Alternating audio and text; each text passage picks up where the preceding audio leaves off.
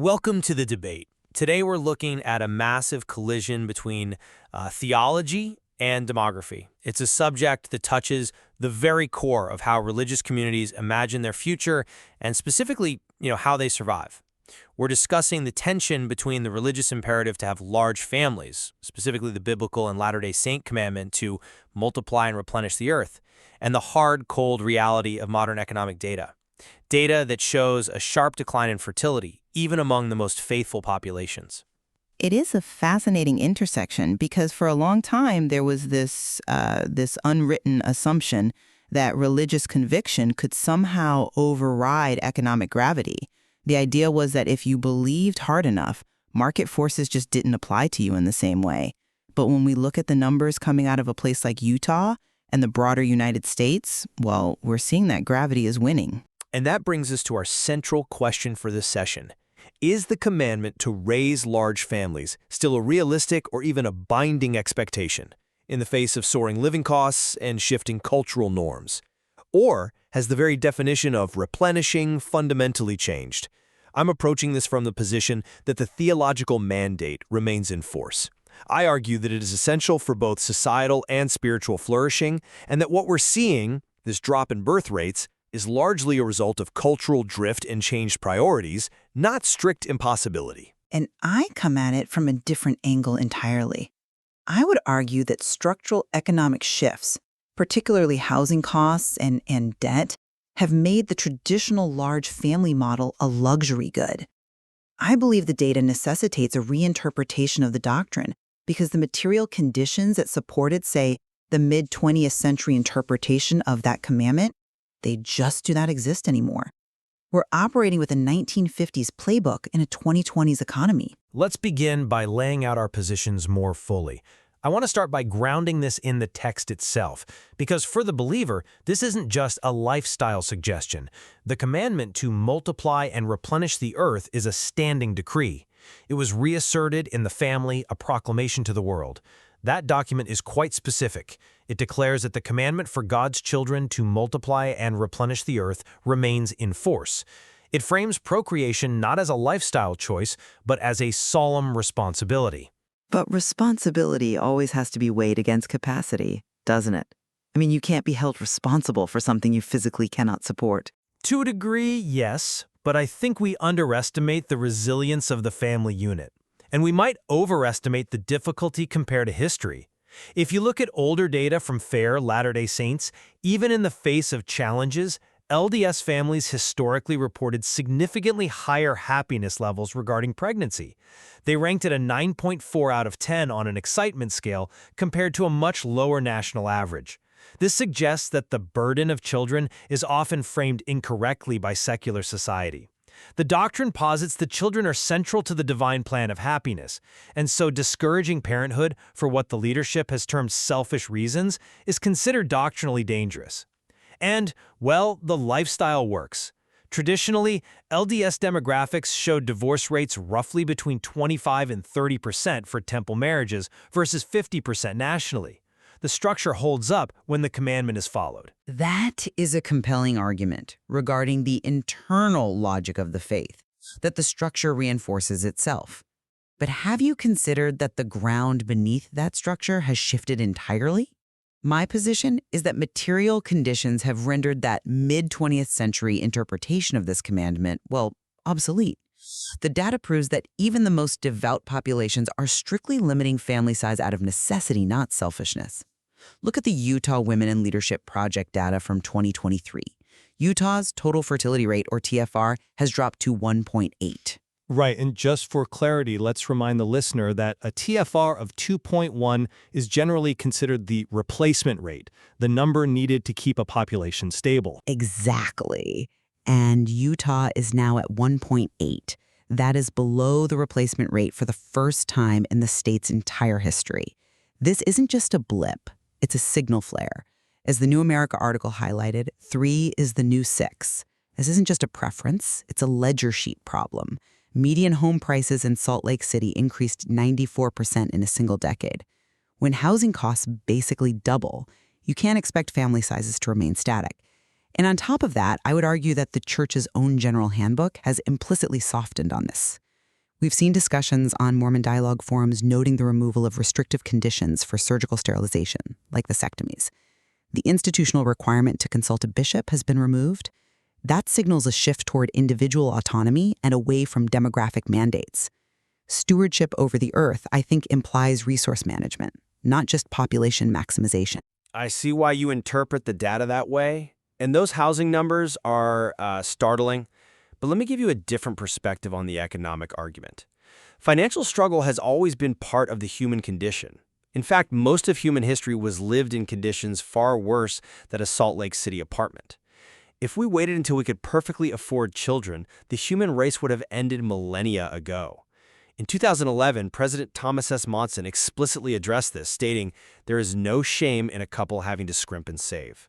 The idea that you need a massive bank account, a minivan, and a 4-bedroom house to have a family is a very modern fabrication. It's a standard of living issue, not a survival issue. I'm sorry, but I just don't buy that comparison. Let me tell you why. Scrimping and saving implies cutting back on luxuries. Maybe fewer dinners out, buying generic brands, or driving a used car. What we are talking about today is the inability to secure shelter. New America published data showing that the bottom 50% of families own just 3% of the nation's wealth. Just think about that. The bottom half of the country has almost zero equity. Parents report a significant drop in doing okay financially since the pandemic. We aren't talking about skipping a vacation. We're talking about housing debt in Utah being higher than the nation average, which directly correlates with delayed first births. In expensive markets, birth is delayed by 3 to 4 years.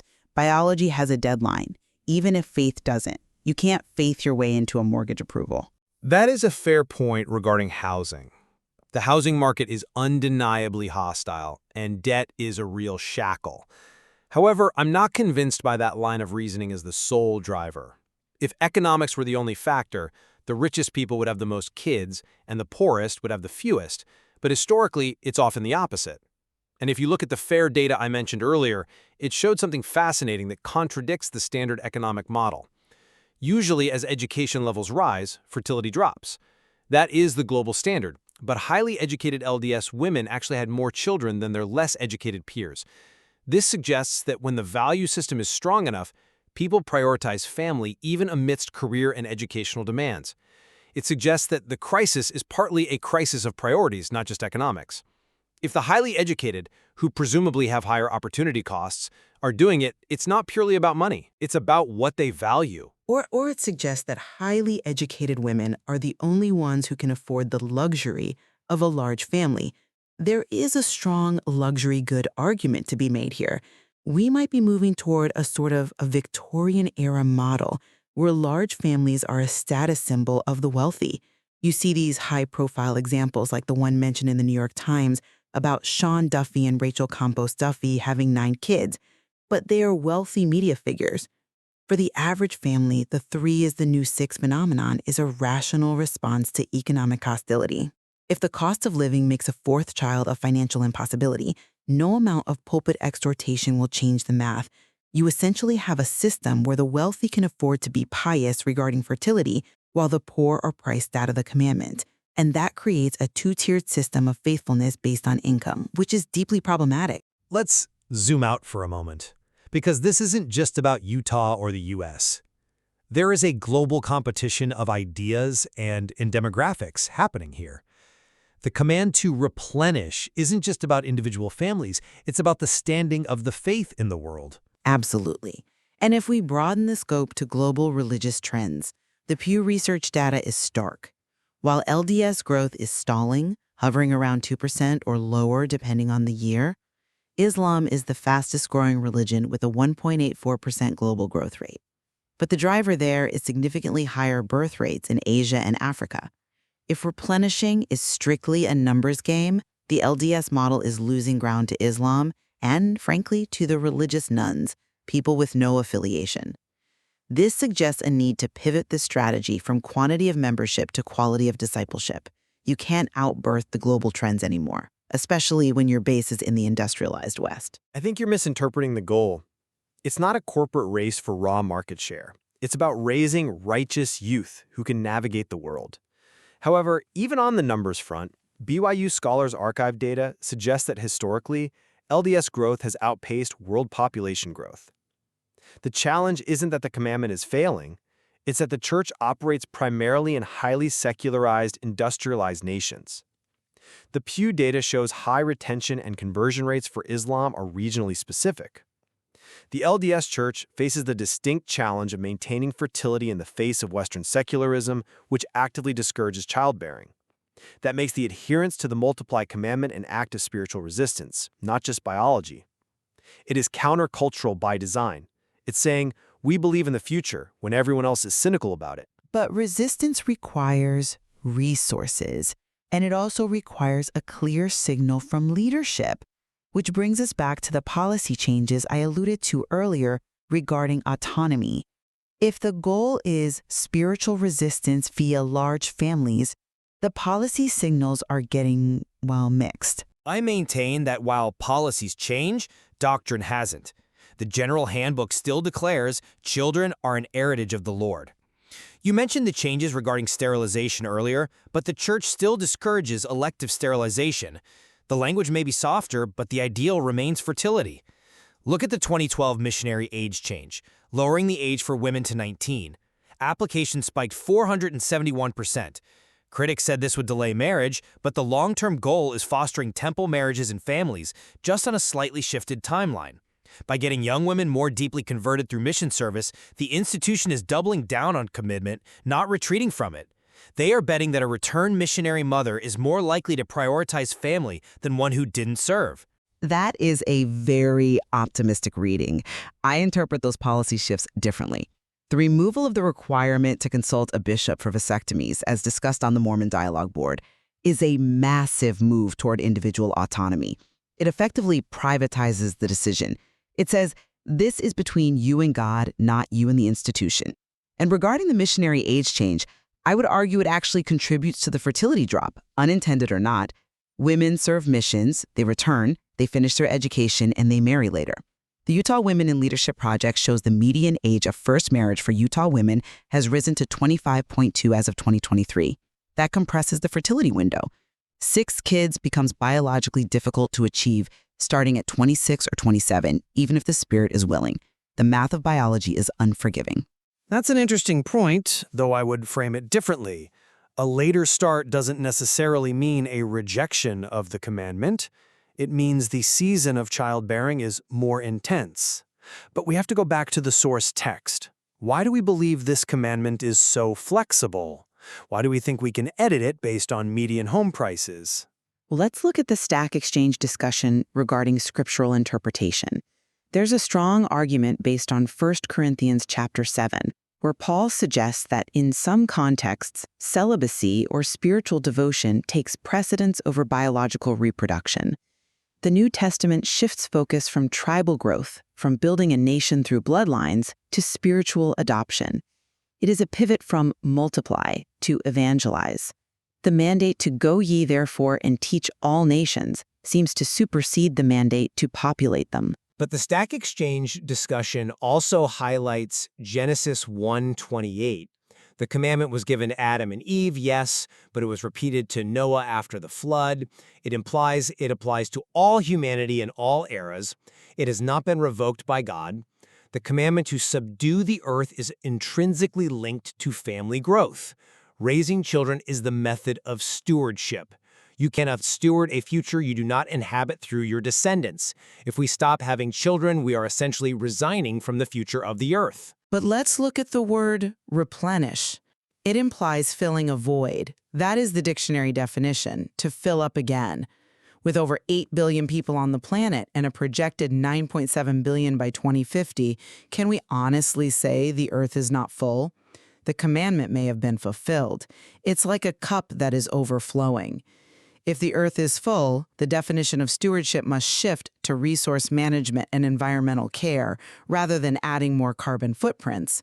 We might be solving for a problem under population that was solved 2,000 years ago. I think that's a Malthusian argument that doesn't hold up against the theology. The earth is not a container to be filled like a gas tank. It is a school for souls. If you stop the flow of souls into bodies, you arrest the plan of salvation. The commandment isn't about population density, it's about providing mortal bodies for spirit children. That need doesn't expire because housing is expensive in Salt Lake City or because the global population count is high. The theology demands a constant influx of new life to allow for spiritual progress. But the quality of life for those bodies matters. The New America data is haunting on this specific point. It notes that parents are increasingly viewing children as a risk to their own survival. When you have a system where the bottom half of the population holds almost no wealth, telling them to have 5 children is setting them up for poverty. The 3 is the new 6 phenomenon is a rational survival mechanism. People are looking at their checkbooks and realizing they cannot afford to be the ideal Latter-day Saint family of the 1950s. If the choice is between having 3 kids you can support or 6 kids requiring government assistance and massive debt, the moral choice might actually be the smaller family. And I would argue that rationality is the enemy of faith in this context. If the pioneers had waited for economic stability, they never would have crossed the plains. They walked into a desert with nothing. The proclamation warns that the disintegration of the family brings calamities. I argue that the demographic collapse we're seeing, the graying of the world, the loneliness epidemic, is exactly the calamity foretold. Maintaining the birth rate is a form of spiritual resistance against a selfish culture. It requires sacrifice, yes, but the theology promises that the sacrifice is the pathway to joy. It is supposed to be hard. I come back to the structural inequality. Unless housing, childcare, and healthcare are addressed, the fertility rate will continue to plummet regardless of pulpit exhortations. You cannot preach people out of poverty. The future of the faith, if it wants to survive this economic reality, lies in adapting to smaller, more resource-intensive families rather than clinging to 20th century demographics. The church needs to find a way to validate the faithful family of 2 or 3 children, or it risks alienating a generation that simply cannot afford more. We have to make space for the widow's mite version of family, small but given with all one has. And I maintain that the family remains the fundamental unit of society, and the proclamation is prophetic, not reactive. Sacrificing for children is a feature of the faith, not a bug. The tension is real, but the commandment stands. We modify our lives to fit the commandments. We don't modify the commandments to fit our economy. The tension is certainly real. It lies right between the ideal of the doctrine and the reality of the checkbook. And that is where we leave the listener today.